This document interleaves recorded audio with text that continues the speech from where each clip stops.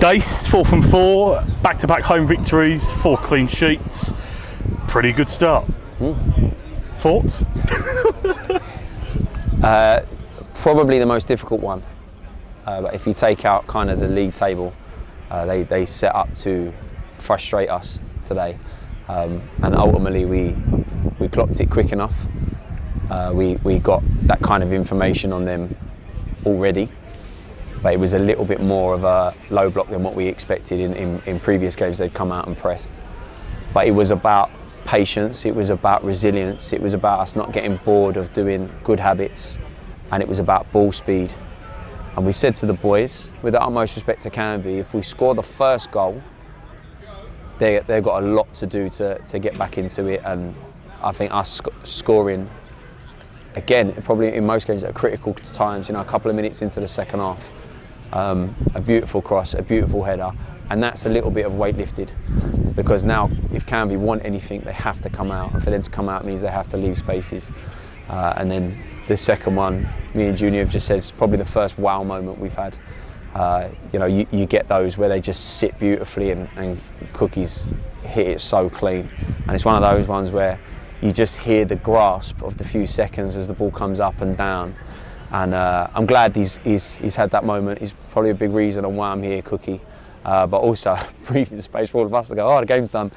And yeah, look, another clean sheet. Another one where I think we've defended it exceptionally well.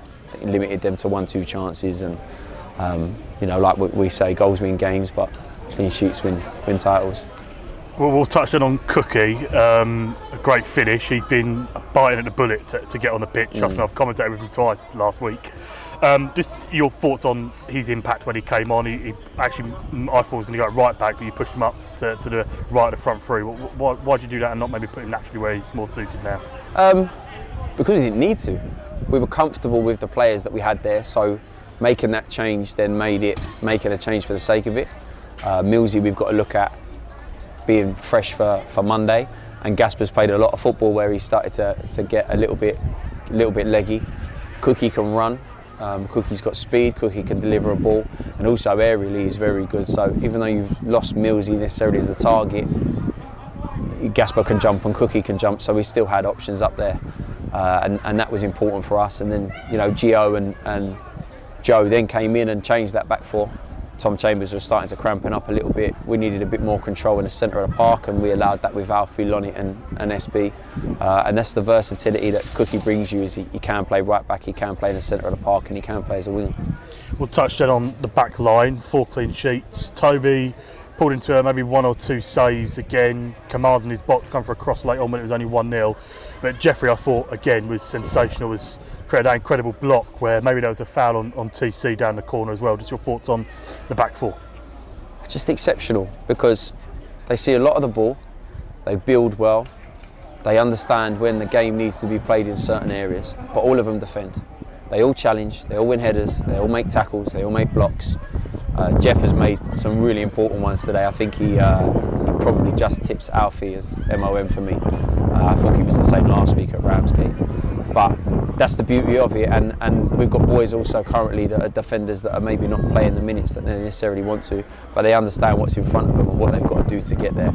And the changing room is happy regardless, because the team's winning, and that's a great culture that we've got here. And I thought Jeff, Michael Chambers, Tom Chambers, SB was top, and I think when Joe and Gio come in, they gave us a fantastic stability as well.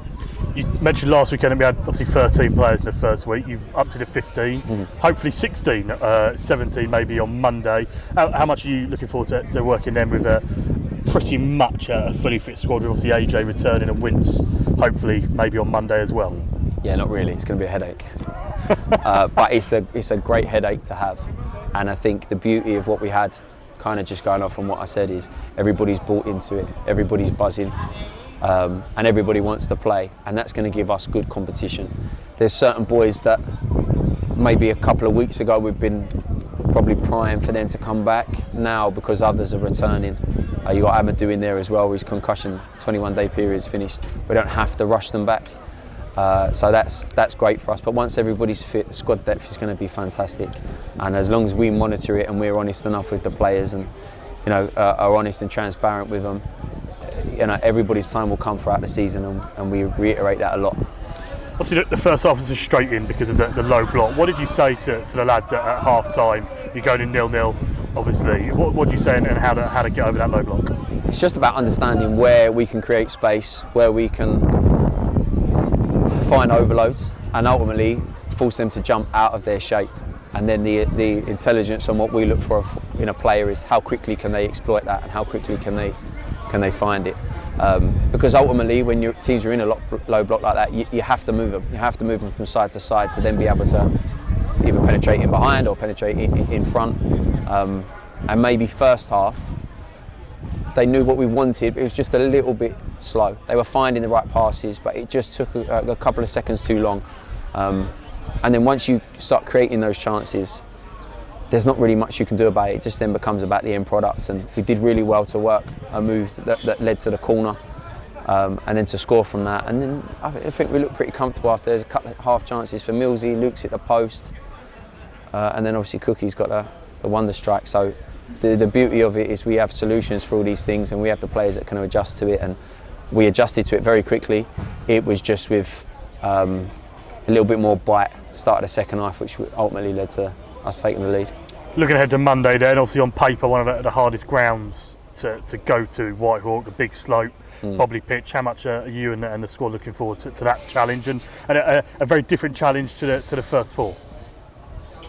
Look, ultimately, if we're going to be successful this year, we've got to deal with what's thrown in front of us. Whitehawk won't come with anything different than we expect a Sean Sanders team to come with. We know how we're going to set up, we know how we're going to try and hurt them, we know the strengths and weaknesses that they have, and ultimately everybody's got to go there and play that hill, and then Whitehawk have to play it. So look, he's got the players to do it, and we'll see what we're about, and if it's the time where we drop points, it's the time where we drop points. But home or away at the minute, I'm not too sure. I'd be too keen on playing us. Perfect, Dace, we'll leave it there. Enjoy your Saturday afternoon. Yeah.